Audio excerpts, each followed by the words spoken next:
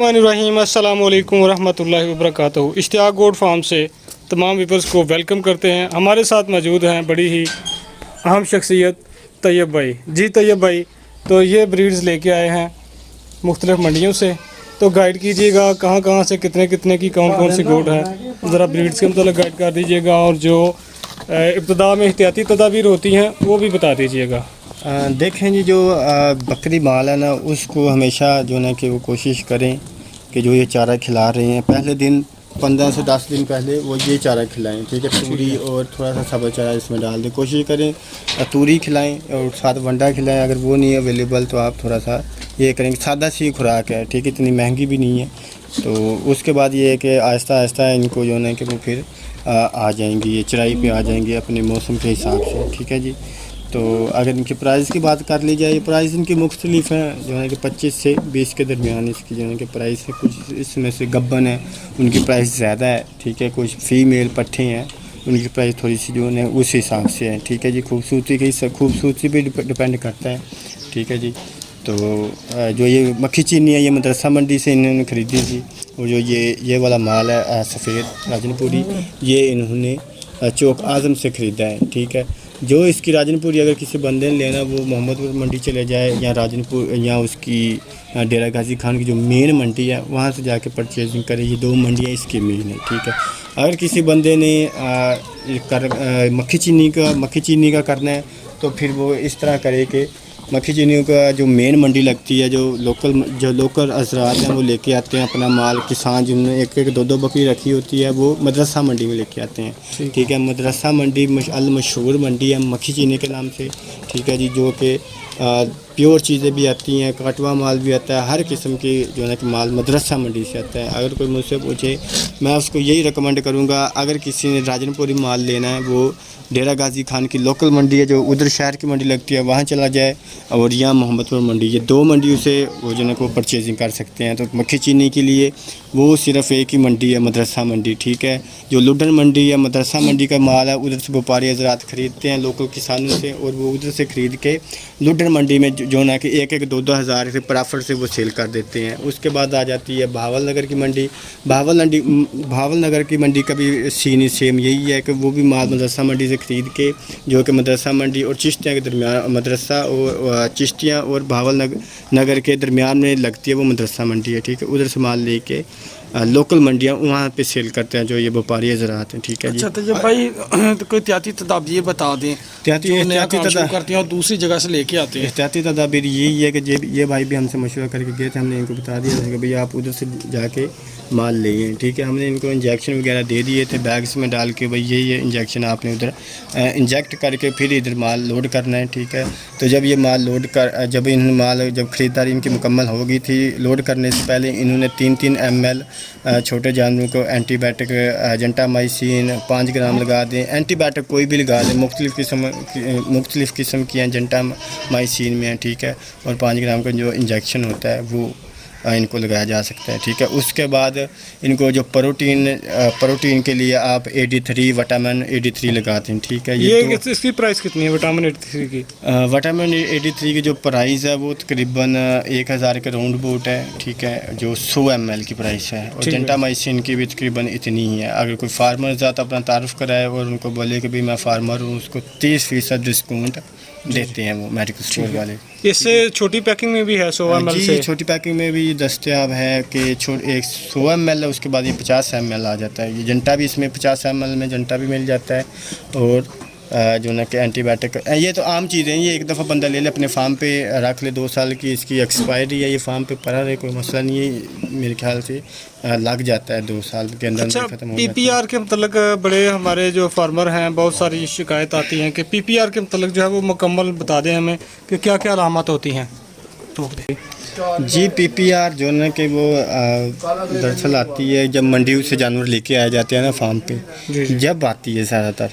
तो उसके जो निशानात यही हैं कि उसके मुंह के छाले होंगे, मुंह के अंदर होंठों पर, नाक पर, और उसके जो खोर होंगे उस पे भी छाले नमा जो है कि वो ज़ख्म होंगे, ठीक है। उसको पीपीआर कहा जाता है। मेरी सलाह ये है कि जिस मंडी में पीपीआर का जानवर देखा जाए वो मंडी ही छोड़ जानी चाहिए, ठीक है। हमारी सलाह तो यही है। उस मंडी से जानवर नहीं खरीदने चाहिए, ठीक है। तो अगर आप 10 बकरे लेते हैं, पुट्ठा लेते हैं, उसमें से अगर आ भी जाता है इस तरह का कोई जानवर, तो उसको एहतियाती तदाबीर यही है कि उसको सबसे पहले अलहदा किया जाए सब जानवरों से, ठीक है। और उसके बाद उसको जेंटामाइसिन लगाया जाए, और उसके बाद विटामिन A-D3 लगाया जाए, और जो उसका वो ज़ख़म है वो अच्छी तरह से पहले स्पिरिट से साफ़ किया जाए, और उसके बाद उसके ऊपर पिंकी लगाई जाए या पायोडीन लगाई जाए। वो ज़बरदस्त है, ठीक है। रिज़ल्ट भी ज़बरदस्त हैं। अगर किसी के फार्म पे इस तरह का प्रॉब्लम आ भी जाती है, बाज़ औक़ात ये एक मिनी कह लें कि मिनी PPR आती है जब मौसम कोई भी चेंज होता है, सर्दियाँ आने से पहले और गर्मियाँ जाने से पहले, ठीक है। अच्छा, अगर फुली तौर पर PPR अटैक कर चुकी हो तो उस सूरत में फिर क्या ट्रीटमेंट करते हैं आप लोग? देखें, जो डॉक्टर होते हैं लोकल, वो उसी टाइम उसको वैक्सीन लगाते हैं, ठीक है। वैक्सीन लगानी चाहिए, वैक्सीन वो इसको अफेक्टेड करती है, ठीक है। तो उसको अगर आज आ भी जाती है, फुली आ जाती है, उसको टीम सुबह शाम जेंटामाइसिन लगाई जाए 2-2 सीसी, ठीक है। और उसके बाद उसको उसके जो होंठ हैं, जो ज़ख्मी जो अफेक्टेड है हिस्सा है, उसको स्पिरिट के साथ अच्छी तरह साफ़ किया जाए, जिस तरह डॉक्टर वगैरह किसी ज़ख्म को साफ़ करते हैं स्पिरिट के साथ। तो उस तरह कोई रुई ले लें थोड़ी सी, और उसको उसमें भिगो के स्पिरिट को, तो जो इफ़ेक्टेड हिस्सा उसको साफ़ किया जाए, और उसके ऊपर पिंकी या पायोडीन लगाई जाए। तो अगर जानवर ज़्यादा हैं तो फिर पिंकी, थोड़ी सी पिंकी ले आएँ, वो काफ़ी जानवरों के लिए हो जाती है। पिंकी गहरी करके वो लगाएं, पानी में महलूल करके बना के ना उसका पानी में, तो फिर उसको लगाएं, तो वो ज़्यादातर जो है कि वो फ़ायदेमंद है इस तरह। अच्छा, PPR के लिए जो वैक्सीनेशन है ये कौन सी रिकमेंड करेंगे आप? PPR की जो वैक्सीन है वो तकरीबन आ रही है, रशिया की भी आ रही है प्राइवेट, अगर किसी ने लगवानी हो तो रशिया की भी मिल जाती है। यह है कि गवर्नमेंट ही जो है कि वो लगाते हैं, और यह है कि अच्छी हैं कि अगर कोई बंदा आपका है, कोई यार दोस्त है डॉक्टर, उसको बोलेंगे भाई हमें ला दे वो, ठीक है। तो उसको बोलेंगे भाई वो सेव करके लाए। अगर उसको उस वैक्सीन को अगर उस टेम्परेचर से थोड़ा सा आउट भी हो गया ना, तो वो एक्सपायर हो जाती है। उसकी डेट की उसके ऊपर जो वाइल होती है, वाइल के ऊपर जो डेट होती है वो एक्सपायर नहीं होती। उसका जब टेम्परेचर मेंटेन नहीं ना होता तो फिर वो एक्सपायर हो जाती है हीट अप होकर। तो पाकिस्तानी जो जो जो वैक्सीन है इसका क्या नाम है? लोग ये पूछते हैं कि क्या सही नाम बताएं इसका? असल में उसका नाम ये है कि गवर्नमेंट की तरफ से आता है, और उस कोई भी वैक्सीन उसके ऊपर उसका नाम होता है, बीमारी का नाम होता है, ठीक है। ये चीज़ है। इंटेरोटॉक्सीमिया, उसके ऊपर इंटेरोटॉक्सीमिया होगी, PPR उसके ऊपर PPR होगी, ये चीज़ें हैं। उसका नाम नहीं तो वो गवर्नमेंट की तरफ से आती है। अच्छा, ये इंटेरोटॉक्सीनिया क्या है? इंटेरोटॉक्सीमिया असल में आता है जब बारिशें ज़्यादा होती हैं। जब बारिशें ज़्यादा होती हैं तो फिर हवस हो जाती है, उस टाइम इनको इंटेरोटॉक्सीमिया आती है। नज़ला हो जाता है, ना जाने वाला नज़ला आ जाता है, ठीक है। तो उसको भी एक एंटीबायोटिक उसके लिए होते हैं कि किसी जानवर को वो आती है उस जानवर को जिसके वैक्सीन ना हुई हो, ठीक है। अगर आपके पास 10 जानवर हैं, अगर उसमें एक जानवर मंडी से भी आ जाए, फिर भी उसमें जो है कोई बीमारी सब में फैल जाती है। अच्छा, ये बताइएगा कि यहाँ पर ये फीमेल्स को अलहदा रखा है तो मेल्स को अलहदा रखा है, ये क्या साइकी है, क्या साइंस है? फीमेल को इलादा इसलिए रखा है कि कोई कुछ फीमेल इसमें गब्बन भी हैं, और कोई फीमेल पट्ठे भी हैं। जो बकरे हैं वो टोटली अंडल हैं, ठीक है। ठीक है। जो ये बकरे हैं वो ये अंडल क्या है जी? अंडल के खस्सी नहीं है वो, ठीक है। ठीक है, खस्सी नहीं है वो, ये सारे ब्रीडर है, ब्रीडर टाइप है, ब्रीडर क्वालिटी है। तो ब्रीडर टाइप है। अगर उसमें एक बकरी चली भी जाती है, देखें ना कि 40-50 के करीब बकरी हैं, ठीक है। 40-50 के करीब बकरे हैं, और 5 से 10 बकरी हैं, ठीक है। ले लाबार फिर जी तैयब भाई, ये बताइएगा कि मोस्टली इलाका जात में चराई होती है गोट की, यहाँ पर आप बांध के चारा डाल रहे हैं एक जगह पे फार्म पे, तो कंफर्टेबल क्या चीज़ है? कंफर्टेबल असल में मैं ये समझूंगा कि अगर किसी बंदे ने अगले साल गोट फार्मिंग शुरू कर दी है, ठीक है, अगले 21 में गोट फार्म शुरू कर दी, उसका प्लान है। हर बंदे का कोई भी काम करने से पहले उसका प्लान होता है कि उसने काम शुरू करना है, ठीक है। अगर वो ये काम करता है, 21 में उसका प्लान है या 22 में उसका प्लान है कि इस काम को स्टार्ट किया जाए 1 साल बाद 2 साल बाद, वो सबसे पहले ये चीज़ जहन में रख ले कि वो अल्फ़ा लूसन काश्त करे, ठीक है। अल्फ़ा लोशन काश्त करने के बाद जब मौसम आता है जून से कह लें कि अप्रैल मई से लेके अगस्त तक, ये मौसम पाकिस्तान में ज़बरदस्त है बनाने के लिए। उसको काटें और उसको खुश्क करें, खुश्क करके फिर उसको जानवरों को डालें। उसको खुश्क करके वो सेव भी हो सकता है, सेव कर लें। और आप जिस तरह तूरी निकालते हैं आप उस तरह अपने बैग में से निकाल लें।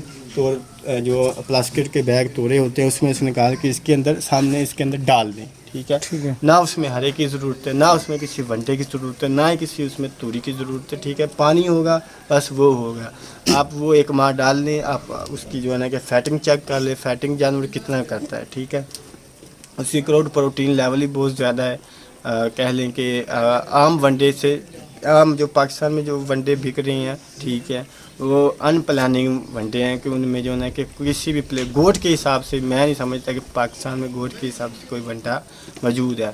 अगर कोई भाई वनडा खुद का बनाना चाहता है वो सिंपल वनडा है। ठीक है। उसमें 20 केजी चोकर ले लें, 20 केजी मकई ले लें, 20 केजी चने ले लें, 20 केजी चने का छिलका ले लें। स्टमक पाउडर उसमें हफ्ते बाद जो है ना कि जानवर को आप डालते रहें। और उसके अंदर जो ऐड करना वो आपने वो है मिनरल मिक्सचर है। ठीक है। DCP पाउडर वो ऐड करके तो आप ये स्टमक पाउडर का और मिनरल मिक्सचर का कितना खर्चा है? ये स्टमक पाउडर का तो जो सर मिनरल मिक्सचर है वो 600 रुपये kg भी आता है, 900 रुपये kg, 1000 रुपये kg भी आता है, जो कि तकरीबन 100 से स्टार्ट होता है। जो गवर्नमेंट अनमोल मिनरल मिक्सचर है वो पहले 80 रुपये kg था, फिर ये 100 रुपये kg हो गया। ठीक है। वो भी ज़बरदस्त है। हम लोग करते क्या कि एक हफ़्ता डाल लिया, 2 दिन डाल लिए, एक हफ़्ता डाल लिया, फिर हम उस चीज़ का रिज़ल्ट नहीं आता वो हम छोड़ जाते हैं। ये कितनी एक बकरी के लिए कितनी डोज काफ़ी होती है इसकी? 30 ग्राम बड़ी बकरी के लिए 30 ग्राम मिनरल मिक्सचर रोज़ाना, चाहे वो गब्बन है, चाहे वो बच्चे वाली है, दूध वाली है, कोई भी उसकी पोजीशन है, कोई भी उसका अगर कोई मेल है फैटिंग के लिए, उसको 20 से 25-30 ग्राम रोज़ाना वनडे में मिक्स कर दें तो वो खा लेगा। पहले तो उसको गुड़ में थोड़ा सा गुड़ खिलाएं। ठीक है। कुछ लोग ये कहते हैं कि भाई हम उसको बताते हैं कि भाई ये आप मिनरल मिक्सचर डालें, ये चीज़ें डालें। वो कहते हैं कि भाई खाते नहीं है हमारा जानवर। ठीक है। जानवर को इस जानवर को कुछ जानवर हैं 100 में से 2-3% वो खुद ब खुद भाग के हर चीज़ को खाते हैं। पर पहले के 90% जो जानवर हैं उनको लगाना पड़ता है 10 दिन, हफ्ता, 1 माह उनके ऊपर मेहनत करनी पड़ती है। फिर आस्ता आस्ता वो खाना शुरू हो जाते हैं। फिर जितना आप डालेंगे फिर उतना वो खाएंगे। पहले उनको मिनरल मिक्सचर का तरीका यही है कि 1 चमची गुड़ लें, गुड़ में मिक्स करके उसको खिला दें या वनडे में मिक्स करके उसको खिला दें। ठीक है तैयब भाई, बहुत बहुत शुक्रिया। मज़ीद इन्फॉर्मेशंस के लिए, इन्फॉर्मेटिव वीडियोस देखने के लिए चैनल को कर लें सब्सक्राइब और अपनी कीमती राय से हमें ज़रूर फीडबैक कीजिएगा। अस्सलामु अलैकुम वरहमतुल्लाहि वबरकातुहू।